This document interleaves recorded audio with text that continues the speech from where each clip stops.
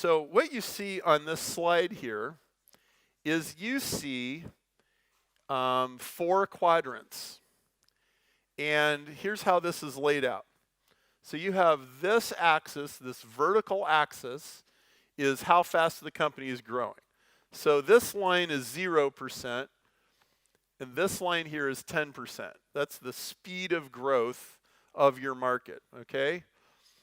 And then if you're number 1 in your market, then you're in this column, okay?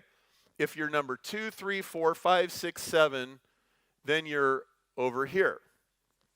Now what this, Richard Koch teaches this in his book Simplify. Boston Consulting Group figured this out 50 years ago. It's one of the most valuable things I could ever show you, okay? So really quick here. If you're number 1 in a market growing 10%, you are a star. Almost all of the profit and growth comes from star businesses. If you're going to invest in a company, you should invest in a star business. I've known Richard Koch for less than 5 years.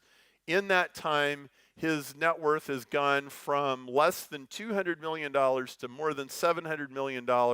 He's done that by investing in star businesses. Every business that I've been successful with has been a star business. Every single one. And even before I knew it, even before I had language to describe it. Now, if you're number 1, but your market is growing less than 10%, you're a cash cow. A cash cow would be a company like maybe Procter & Gamble or Coca-Cola. The market for Coca-Cola is not growing 10% a year. Maybe it's growing 2% a year, but they're number 1 and they're making a lot of money, okay? Now, if the market is growing fast, but you're not number 1, you're a question mark. You may be okay, you may not. And if the market is growing less than 10% a year and you're not number 1, you're a dog. Now, you definitely don't want to be a dog, okay? And being a question mark is usually not fun either.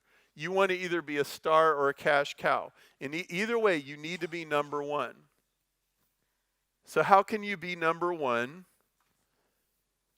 in a market? You need to find a part of the market where there's an unmet need.